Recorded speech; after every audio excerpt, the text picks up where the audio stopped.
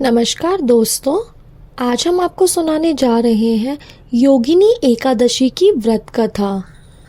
युधिष्ठिर ने पूछा, वासुदेव, आषाढ़ मास के कृष्ण पक्ष की जो एकादशी है उसका नाम क्या है? कृपया उसका वर्णन कीजिए। भगवान श्री कृष्ण बोले, नृपश्रेष्ठ, आषाढ़ कृष्ण पक्ष की एकादशी का नाम योगिनी है। यह बड़े बड़े पापों का नाश करने वाली है। संसार सागर में डूबे हुए प्राणियों के लिए यह सनातन नौका के समान है। तीनों लोकों में यह सारभूत व्रत है। अलकापुरी में राजाधिराज कुबेर रहते हैं। वे सदा भगवान शिव की भक्ति में तत्पर रहने वाले हैं। उनके हेममाली नाम वाला एक यक्ष सेवक था जो पूजा के लिए फूल लाया करता था। हेममाली की पत्नी बड़ी सुंदर थी। उसका नाम विशालाक्षी था। यह यक्ष कामपाश में आबाद होकर सदा अपनी पत्नी में आसक्त रहता था। एक दिन की बात है, हेममाली मानसरोवर से फूल लाकर अपने घर में ही ठहर गया और पति के प्रेम का रसास्वादन करने लगा। अतः कुबेर के भवन में ना जा सका। इधर कुबेर जी मंदिर में बैठकर शिवजी जी का पूजन कर रहे थे। उन्होंने दोपहर तक फूल आने की प्रतीक्षा की। जब पूजा का समय व्यतीत हो गया तो यक्षराज ने कुपित होकर सेवकों से पूछा, यक्षों, दुरात्मा हेममाली क्यों नहीं आ रहा है? इस बात का पता तो लगाओ। यक्ष ने कहा, राजन, वह तो पत्नी की कामना में आसक्त हो अपनी इच्छा के अनुसार घर में ही रमन कर रहा है। कुबेर ने तुरंत ही अपने सेवकों को भेजकर उस हेममाली को अपने समक्ष बुलवाया। हेममाली भय से आकुल होकर तुरंत ही कुबेर महाराज के सामने उपस्थित हो गया। उसे देखकर कुबेर की आंखें क्रोध से लाल हो गई। वे बोले, ओ पापी, ओ दुष्ट, ओ दुराचारी, तूने भगवान की अवहेलना की है।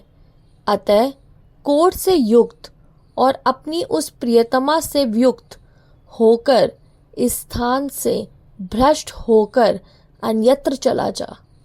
कुबेर के ऐसा कहने पर वह उस स्थान से नीचे गिर गया। उस समय उसके हृदय में महान दुख हो रहा था। कोड़ों से सारा शरीर पीड़ित था, परंतु शिव पूजा के प्रभाव से उसकी स्मरण शक्ति लुप्त नहीं होती थी। पातक से दबा होने पर भी वह अपने पूर्व कर्म को याद रखता था।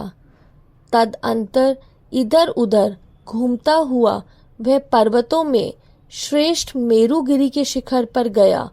वहां उसे तपस्या के पुंज मुनिवर मार्कंडेय जी का दर्शन हुआ। पाप कर्मा यक्ष ने दूर से ही मुनि के चरणों में प्रणाम किया। मुनिवर मार्कंडेय ने उसे भय से कांपते देख परोपकार की इच्छा से निकट बुलाकर कहा, तुझे कोढ़ के रोग ने कैसे दबा लिया? तू क्यों इतना अधिक निंदनीय जान पड़ता है? यक्ष बोला, मैं महाराज कुबेर का अनुचर हूँ। प्रतिदिन भगवान शिवजी जी की पूजा के लिए मानसरोवर से कमल पुष्प लाकर कुबेर के भवन में पहुंचाना मेरा कर्म था। लेकिन एक दिन पत्नी के साथ रमन करते हुए मुझे समय का ज्ञान न रहा और पुष्प ले जाने में विलंब हो गया। इससे कुबेर महाराज ने क्रोधित होकर श्राप दे दिया और मैं कोढ़ से पीड़ित पत्नी के वियोग से दुखी होकर दर दर भटक रहा हूँ। आज किसी पुण्य कर्म से मैं आपके सामने उपस्थित हुआ हूँ। ऋषियों का स्वभाव दयालु और परोपकार वाला होता है। सो हे महात्मन, आप ही मुझे अभागे को कर्तव्य का बोध कराते हुए पाप से मुक्ति का कोई उपाय बताएं। मार्कंडेय जी ने कहा, तुमने यह सच्ची बात कही है, असत्य भाषण नहीं किया है, इसलिए मैं तुम्हें कल्याणप्रद व्रत का उपदेश देता हूँ। तुम आषाढ़ के कृष्ण पक्ष की योगिनी एकादशी का व्रत करो। इस व्रत के पुण्य से तुम्हारी कोढ़ निश्चय ही दूर हो जाएगी।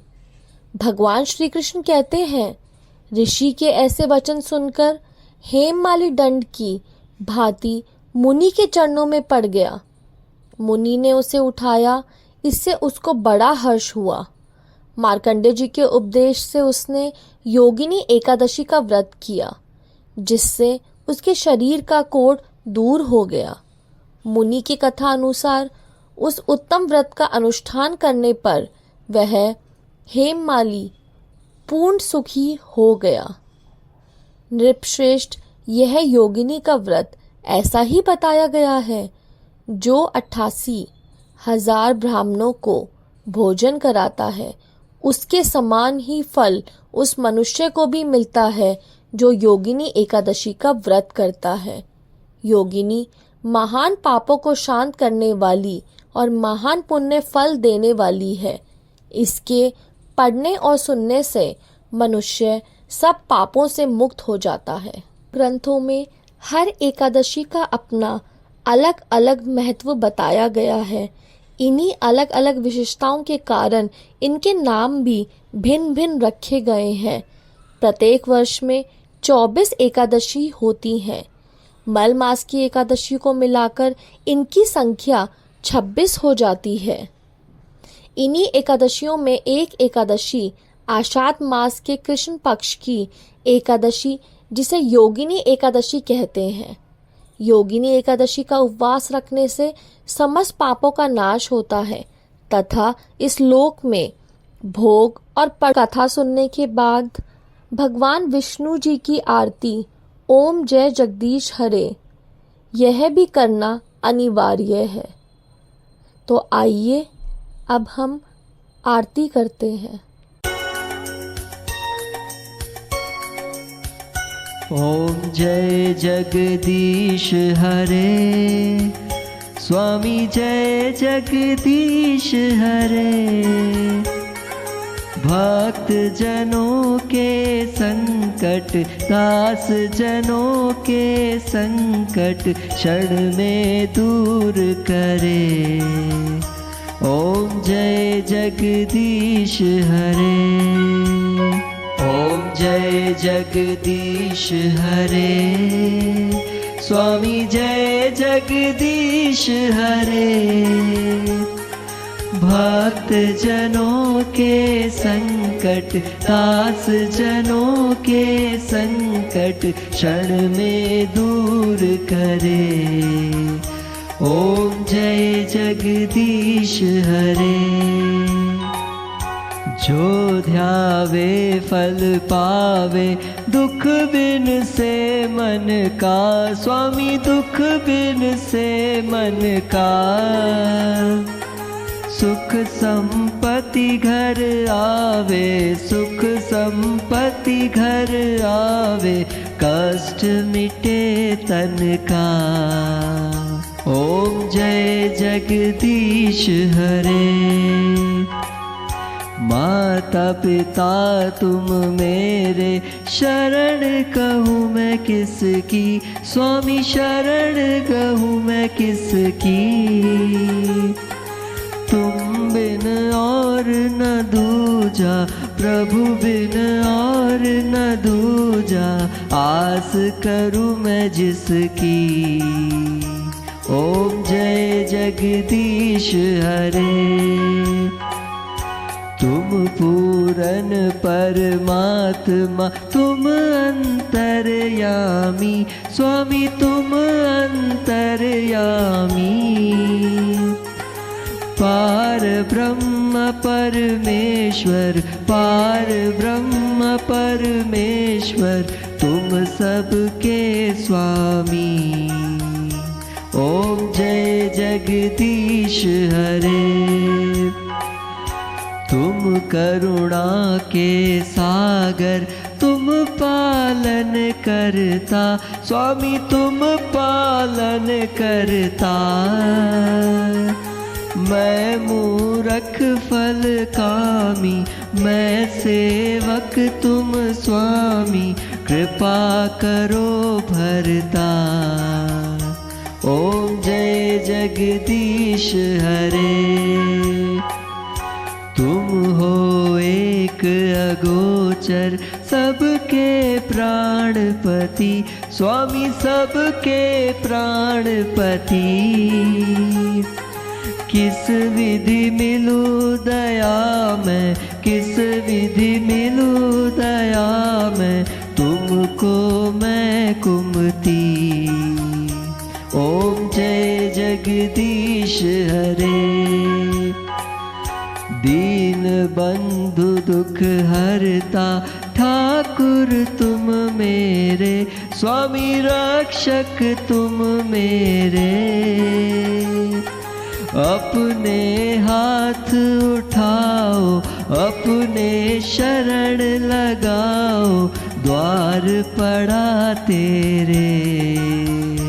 ओम जय जगदीश हरे। विषय विकार मिटाओ, पाप हरो देवा, स्वामी कष्ट हरो देवा। श्रद्धा भक्ति बढ़ाओ, श्रद्धा प्रेम बढ़ाओ, संतन की सेवा। ओम जय जगदीश हरे। ओम जय जगदीश हरे। स्वामी जय जगदीश हरे। भक्त जनों के संकट, दास जनों के संकट, क्षण में दूर करे। ओम जय जगदीश हरे। ओम जय जगदीश हरे। स्वामी जय जगदीश हरे। भक्त जनों के संकट, दास जनों के संकट, क्षण में दूर करे। ओम जय जगदीश हरे।